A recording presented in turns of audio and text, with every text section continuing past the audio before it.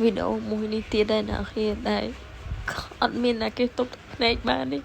ទាំងស្អីទាំងផុសគឺយំទាំងអស់គ្នាពេលដែលឃើញវីដេអូគាត់និយាយទៅមុននឹងគាត់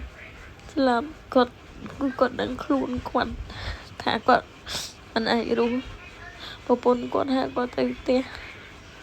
តែគាត់រងរបួសហ្នឹងប៉ុន្តែគាត់អត់ព្រមទៅវាគាត់ថាឲ្យគេចេញប្រពន្ធគាត់ឲ្យគេចេញ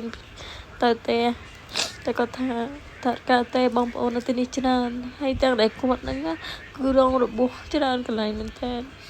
គាត់មិនសង្ឃឹមទាំងគាត់ក៏បាននិយាយថាបញ្ញាសៃកោឲ្យពុនគាត់ផងតែដល់គ្នាគាត់បែបនេះជីវិតអូជាជាមួយនឹងជីវិតជូនទឹកដីគាត់ហាពីយើងដល់7លាននាក់ហើយគាត់ម្នាក់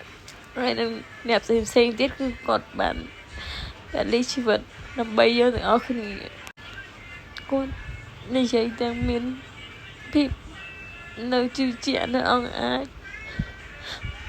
ឈឺចាប់យ៉ាងណាក៏នៅតែនិយាយចេញ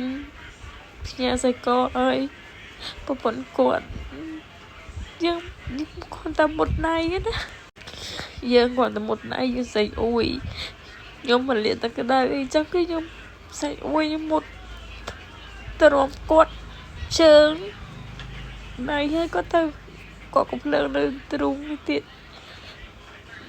តែគាត់និយាយមកខ្ញុំសៃកោឲ្យពុនគាត់និយាយទៅមិនដឹងថាមិនអារម្មណ៍អ្នកគ្នាមកនិយាយបន្តែខ្ញុំមានអារម្មណ៍ថាខ្ញុំដឹងគេដិតគាត់ខ្លាំងហ្មងកាលមុនពុកម្ដាយអីក៏ជួបសង្គ្រាម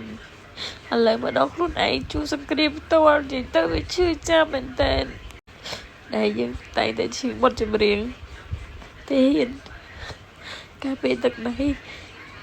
ថ្ងៃមួយមានសត្រូវបន្ទុស្រាយខ្មែរទាំងឡាយតាំងចិត្តប្រជីវីឥឡូវនេះគឺឃើញនឹងមុខយើងតែម្ដងនិយាយទៅអូ Facebook អូ TikTok គឺតែមួយថ្ងៃហ្នឹងគឺយំគុកគ្នាមិនមែនតែយំទេគឺយំគុកគ្នាគាត់នៅតែខ្លះគាត់អត់ដឹងបញ្ចេញមិនហើយខ្ញុំពេលខ្លះគឺខ្ញុំឃើញខ្ញុំពិតជាសង្ឃឹមថាយើងនឹងចប់សង្គ្រាមឆាប់ព្រោះអីខ្ញុំអត់ចង់ឃើញអត់ចង់ឲ្យអ្នកណាត្រូវពលិជីវិតទេខ្ញុំសូមឲ្យពិភពលោកជួយកម្ពុជាហើយខ្ញុំព្រមបញ្ចប់សង្គ្រាម